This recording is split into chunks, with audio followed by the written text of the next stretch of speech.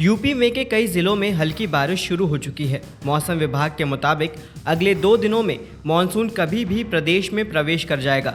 हवा की रफ्तार की बात करें तो आने वाले दिनों में हवा की रफ्तार 2 किलोमीटर प्रति घंटे से लेकर अधिकतम 40 किलोमीटर प्रति घंटा रह सकती है और आसमान में बादलों की आवाजाही जारी रहेगी। देश के पश्चिमी तट, गुजरात के तटीय इलाके, महाराष्ट्र, केरल, कर्नाटक के तटीय इलाकों में लगातार बारिश हो सकती है। इसमें कुछ स्थानों पर हल्के से मध्यम दर्जे की बारिश होगी। भारत मौसम विभाग यानी IMD के अनुसार दक्षिण पश्चिमी मानसून गुजरात के कुछ हिस्सों में आ गया है। महाराष्ट्र के बाकी बचे हिस्से में भी बारिश शुरू हो गई है। मध्य प्रदेश के भी बड़े हिस्से तक मानसून आ गया है। इसके अलावा उड़ीसा और छत्तीसगढ़ के साथ झारखंड के भी कुछ जिलों में मानसून की बरसात हो रही है।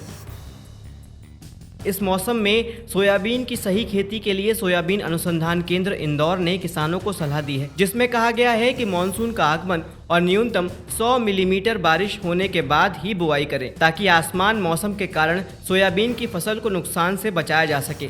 कीट और रोगों का नियंत्रण आसान होता है और कटाई के लिए काफी समय होता है, जिससे किसानों को अच्छी उपज के साथ बेहतर लाभ मिलता है। सोयाबीन की बुआई के लिए लाइनों के बीच की दूरी 45 सेंटीमीटर रखें। बुआई के लिए अनुशंसित बीज को 2 से 3 सेंटीमीटर की गहराई पर बोएं और पौधों के बीच की दूरी 5 से 10 सेंटीमीटर रखें। 1 एकड़ बीज दर 25 से 30 किलो होना चाहिए। बीज उपचार के लिए ट्राइकोडर्मा, बैड्री राइजोबियम ज़ैपोनिका और PSB ट्राई बायो फर्टिलाइजर का उपयोग करें। इससे बीजों की सड़न कम होती है और पौधों की वृद्धि में मदद मिलती है। उत्तर प्रदेश सरकार ने ओल्ड पेंशन स्कीम दिए जाने के प्रस्ताव को मंजूरी दे दी है। 28 मार्च 2005 से पहले जिन नौकरियों के मामले में विज्ञापन हुआ था, उन लोगों को ओल्ड पेंशन स्कीम दिए जाने के प्रस्ताव को हरी झंडी मिली है। उत्तर प्रदेश में कर्मचारी पुरानी पेंशन स्कीम की बहाली की मांग कर रहे थे। यूपी सरकार की अधिसूचना के मुताबिक 28 मार्च 2005 से लेकर उसके बाद सूबे में ज्वाइन करने वाले सभी राज्य कर्मी न्यू पेंशन स्कीम यानी कि NPS के ही दायरे में रहेंगे। उन्हें ओल्ड पेंशन स्कीम यानी कि OPS का कोई लाभ नहीं मिलेगा। 2004 के बाद से नई पेंशन स्कीम पूरे देश भर में लागू है।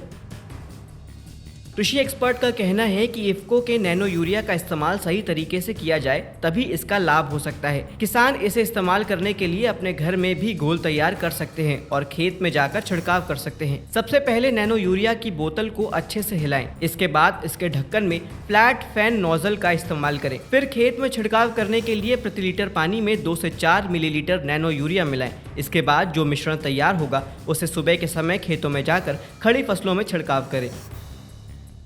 जो किसान भाई ज्वार की बुआई करना चाहते हैं, उनके लिए जुलाई के शुरुआती 2 हफ्ते अच्छे होंगे।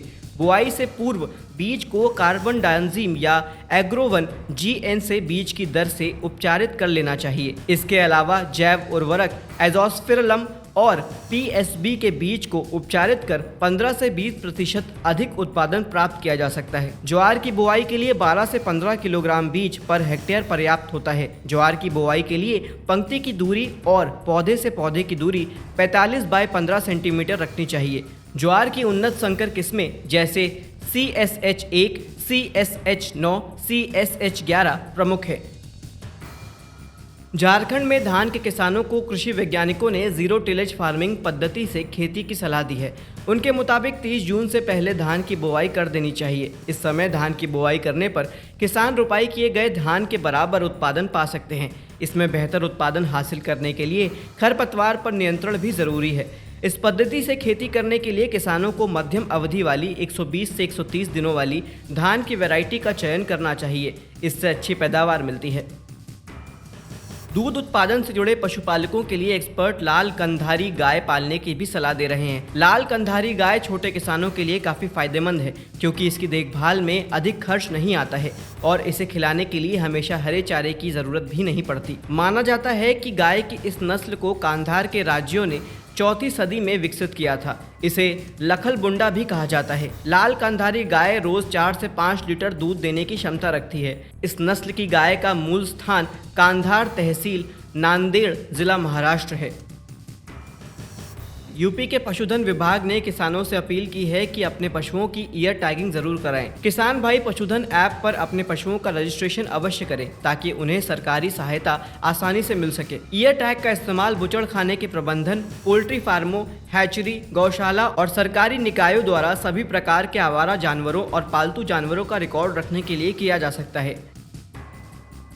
गोल्ड के बदले कैश लेने को आसान कर दिया गया है। गोल्ड लोन ब्याज दरों को भी बैंकों ने कम किया है, जिससे गांवों में भी लोगों को अपने गहने के बदले कैश लेने में आसानी होगी। गोल्ड लोन एक सुरक्षित कर्ज है जो आपको नकदी पाने के लिए अपने सोने के गहनों या गहनों के मूल्य का लाभ लेने में मदद करता है। अलग अलग बैंकों में गोल्ड लोन के लिए टेन्योर अलग अलग होता है। गोल्ड लोन पर ब्याज दरें सालाना 8% से 26% तक होती हैं। अगर आपके पास पासपोर्ट, ड्राइविंग लाइसेंस, मतदाता पहचान पत्र, आधार कार्ड या कृषि से जुड़े व्यवसाय के डॉक्यूमेंट हैं तो गोल्ड लोन के लिए बैंकों से संपर्क कर सकते हैं।